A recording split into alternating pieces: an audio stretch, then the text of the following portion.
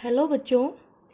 बेटा, कल हमने बात की थी कि अगर हम एक कैपेसिटर की प्लेट्स के बीच में डाइलेक्ट्रिक स्लैब इंसर्ट करते हैं और फिर हम ये देखते हैं कि बैटरी कनेक्ट करने से और बैटरी डिसकनेक्ट करने से क्या क्या चेंजेस आते हैं कैपेसिटर की जो भी क्वांटिटीज उससे रिलेटेड है, चाहे वो एनर्जी है, पोटेंशियल है या इलेक्ट्रिक फील्ड है। ओके बेटा, तो जो आपने कल कॉन्सेप्चुअल बातें की थी उसी के ऊपर बेस्ड न्यूमेरिकल है दो आपके, और बहुत ही इंपॉर्टेंट है, ये आपके एग्जाम में मोस्टली पूछे ही जाते हैं। ठीक है, तो ध्यान से देखना। आप पहले क्वेश्चन की स्टेटमेंट समझ लीजिए क्या दिया है इसमें। कहता है इनिशियल जब जीरो टाइम है तो स्विच जो एस है, जो गिवन सर्किट है बेटा, उसमें जो स्विच एस है वो क्लोज है। ठीक है बेटा, स्टार्टिंग में स्विच को आपने क्लोज कर रखा है। ओके, उसके बाद कहता है कि after some time S is left open, हमने उसको ओपन करके छोड़ दिया। ठीक है, देखते हैं क्लोज करने से क्या होता है और ओपन करने से क्या होता है।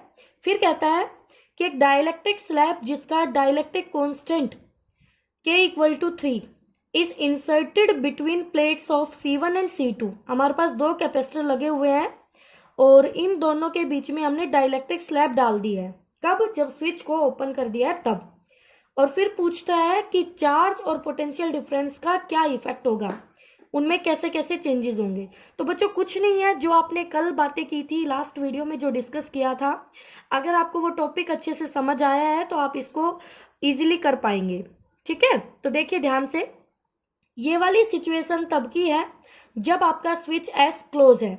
ठीक है, दो, अगर ये स्विच क्लोज है तो ये दोनों जो कैपेसिटर्स हैं आपके, आप ध्यान से देख लीजिए, दोनों कैपेसिटर कनेक्टेड होंगे एक दूसरे से क्योंकि स्विच आपके क्लोज है। ठीक है, अब ये दोनों किस में हो जाएंगे, ये आपके पैरेलल है। पैरेलल कैसे है कि बैटरी का जो दो टर्मिनल आप देख रहे हो, ये पॉजिटिव टर्मिनल है बेटा और ये नेगेटिव।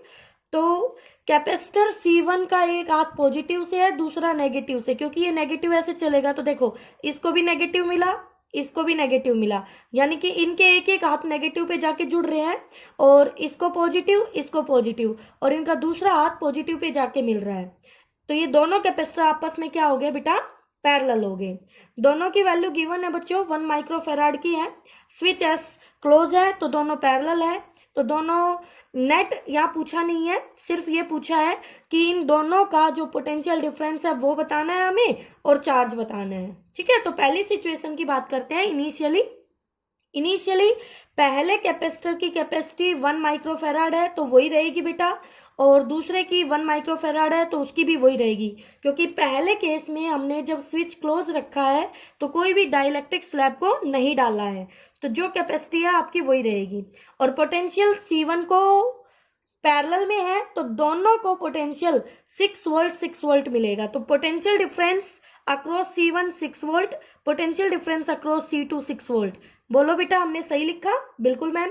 अब चार्ज की बात करें तो हमें एक कैपेसिटर की कैपेसिटी पता है, पोटेंशियल पता है, उसका एक फॉर्मूला है basic, capacity equal to charge upon potential. इनमें से अगर दो फिजिकल क्वांटिटी आपको मालूम है तो आप तीसरी निकाल सकते हैं। तो अब मुझे कैपेसिटी और पोटेंशियल मालूम है, मुझे चार्ज निकालना है, तो चार्ज हो जाएगा CV। बिल्कुल, तो यहां से देखो, पहले कैपेसिटर का चार्ज, तो चार्ज ऑन C1 हो गया, उसका पोटेंशियल 6 और उसकी कैपेसिटी 1, तो ये आ गया 6 माइक्रो कूलाम, क्योंकि बेटा कैपेसिटी माइक्रोफेराड में है तो चार्ज आपका माइक्रो कूलाम में आया। दूसरे का चार्ज, उसकी भी कैपेसिटी 1 है और पोटेंशियल 6 है, तो 6 इंटू 1 6 माइक्रो कूलाम। बच्चों ये चार्ज उनको तब मिला है जब बैटरी कनेक्ट है, यानी इनको ये चार्ज मिल चुका है। अब उसके बाद सेकंड सिचुएशन कहता है कि स्विच को ओपन कर दो। तो सोचो, अब स्विच ओपन करने से क्या होगा। हमें पता है कि जब स्विच कनेक्टेड होता है, जब बैटरी कनेक्टेड होती है तो पोटेंशियल कांस्टेंट होता है, बिल्कुल, और जब स्विच ओपन हो जाता है तो चार्ज कांस्टेंट होता है। फर्दर प्लेट्स पे चार्ज नहीं पहुंच पाता, जितना पहुंच गया उतना ही रहता है। तो पहले केस में जो इनको चार्ज मिल चुका है, इनके पास वही चार्ज कंटिन्यू रहने वाला है। बोलो बेटा, बिल्कुल मैम रहने वाला है। तो देखते हैं किस किस के पास रहने वाला है। भाई जो डिस्कनेक्ट होगी उसी के पास तो रहेगा। तो बताओ, क्या स्विच ओपन करने से इस वाले कैपेसिटर, कौन से, C2 कैपेसिटर का कनेक्शन बैटरी से खत्म हुआ? बिल्कुल मैम। बट स्विच के ओपन होने से क्या C1 का कनेक्शन बैटरी से खत्म हुआ? नहीं मैम, स्विच का तो कोई मतलब ही नहीं है C1 से, क्योंकि वो तो C1 के बाद लगा हुआ है। तो ये ओपन होगा तो सिर्फ C2 का कनेक्शन छूटेगा बैटरी से, ना कि C1 का। तो C1 ऑलरेडी जुड़ा हुआ है, तो हमारे C2 वाले का चार्ज क्या रहेगा? सेम रहेगा। ओके बेटा, चार्ज तो सेम रहेगा। बट यहाँ पे कहता है कि एक डाइलेक्ट्रिक स्लैब डाल दिए इसके अंदर। अच्छा, डाइलेक्ट्रिक स्लैब डालने से क्या होगा? देखते हैं क्या होता है। हमें पता है किसी भी कैपेसिटर की जो कैपेसिटी होती है वो एप्सिलॉन नॉट A/D होती है, एरिया अपॉन में डिस्टेंस। अगर मीडियम चेंज होता है तो वही कैपेसिटी आपकी K टाइम्स हो जाती है पहले वाली कैपेसिटी की। तो K की वैल्यू 3 है, तो पहले कैपेसिटी 3, तो दोनों की कैपेसिटी C1 डैश हो गया K times C1, 3 into 1, 3 micro farad.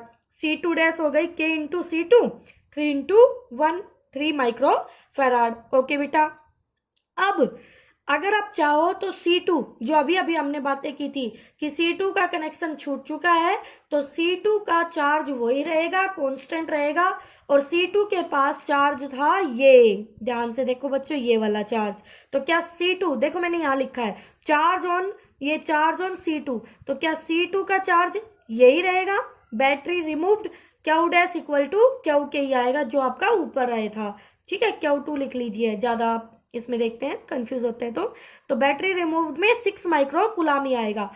आप इसको अलग तरीके से भी निकाल सकते हैं, कैसे वो देखिए। अब पहले हम करते हैं बात पोटेंशियल की।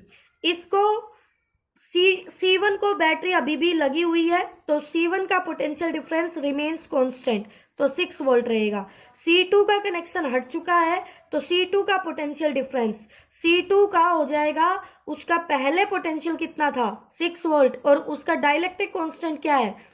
3, तो V0/3, क्योंकि आपने बताया था कल लास्ट वाली वीडियो में कि पोटेंशियल जो है वो K टाइम्स हो जाएगा, तो हमने K टाइम्स कर दिया। इसको हमने अलग तरीके से निकाला है। अगर हमें चार्ज मालूम है, क्योंकि बैटरी डिस्कनेक्ट हो गई है और चार्ज उस पर सेम रहेगा, तो चार्ज उसका Q2 डैश 6, ऊपर से जो नॉलेज है यही 6, उसकी नई कैपेसिटी 3, तो यहाँ से नया पोटेंशियल ऐसे भी निकाल सकते हो आप। और आप चाहो तो ये वाला फॉर्मूला भी लगा सकते हो, कौन सा? V0/K टाइम्स वाला। जो V0 पहले है उसको K टाइम्स कर दोगे, ठीक है। ओके मैम, उसके बाद चार्ज ऑन C1। C1 का क्या फंडा है देखिए, C1 का चार्ज, C1 बैटरी से कनेक्ट है, तो उसका पोटेंशियल ले लीजिए 6 वोल्ट और उसकी कैपेसिटी 3 इंटू 6, 18 माइक्रो कूलाम। तो बेटा ये था आपका न्यूमेरिकल, ठीक है। इसका चार्ज हम डिस्कस कर ही चुके हैं, तो आप पहले चार्ज निकाल लीजिए फिर पोटेंशियल निकाल ले, या पहले पोटेंशियल निकाल लीजिए फिर चार्ज निकाल ले, जैसे आप करना चाहें। ओके बच्चों, आगे देखिए, ये भी बहुत इंपॉर्टेंट डाउट है अपना, इसको भी अच्छे से करना है। इसमें देखिए क्या कह रहा है, क्वेश्चन को समझ लीजिए बच्चों। पहले इसमें कह रहा है दो कैपेसिटर X और Y है और उनका एरिया ऑफ प्लेट सेम है और उनका separation of two plate between two plate भी सेम है। तो इसका मतलब उनकी जो कैपेसिटी एप्सिलॉन नॉट A/D, यहां तक बात सेम है, लेकिन आगे भी कुछ कह रहा है। अब कहता है कि कैपेसिटी, एक कैपेसिटर के अंदर एयर है और दूसरे कैपेसिटर के अंदर बेटा एक डाइलेक्ट्रिक डाल दिया, उसका कांस्टेंट K इक्वल टू 4 है। तो अब देखिए ये कहता है कि फाइंड आउट कीजिए उनकी कैपेसिटी क्या होगी। अगर नेट कैपेसिटेंस दे रखा है 4 माइक्रोफैराड, तो दोनों की कैपेसिटी बतानी है। अगर इनका टोटल कितना है 4 माइक्रोफैराड, ये दे रखा है बेटा इनका नेट इक्विवेलेंट। और फिर कहता है पोटेंशियल डिफरेंस निकालिए दोनों कैपेसिटर का, X और Y का, और फिर कहता है दोनों की एनर्जी स्टोर का रेशियो निकालिए। चलो करते हैं, बिल्कुल इजी सा है।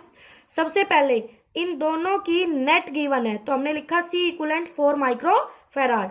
ओके, C होता है एप्सिलॉन नॉट A/D, तो क्या मैं मान लू X वाले का कैपेसिटेंस C1 है और वो C के बराबर है, और C की वैल्यू ये रही बेटा।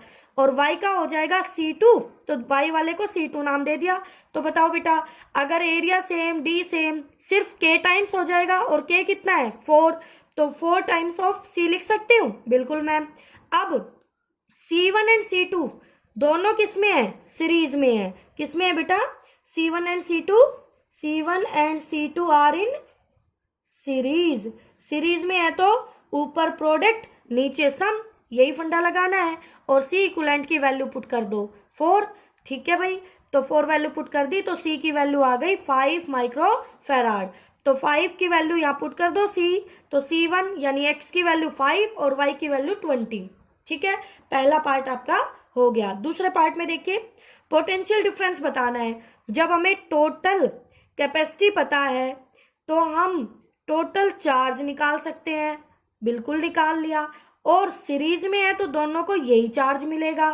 चार्ज क्या होती है? Capacity into potential. Capacity I 4 पहले गिवन है और पोटेंशियल है 15, ठीक है भाई। तो चार्ज आ गया 60 माइक्रो कूलम। तो एक्स का पोटेंशियल क्या हो गया? उसका चार्ज और उसकी कैपेसिटी 12 वोल्ट। वाई का पोटेंशियल क्या आ गया? उसका चार्ज और उसकी कैपेसिटी 3 वोल्ट। तो यहां से पोटेंशियल डिफरेंस आ जाएगा। अब बेटा बात करते हैं एनर्जी। थर्ड पार्ट में रेशियो निकालना है। दोनों की एनर्जी लिखी। पहले x वाले कैपेसिटर की हाफ C1 V1 का स्क्वायर, फिर y वाले की हाफ C2 V2 का स्क्वायर।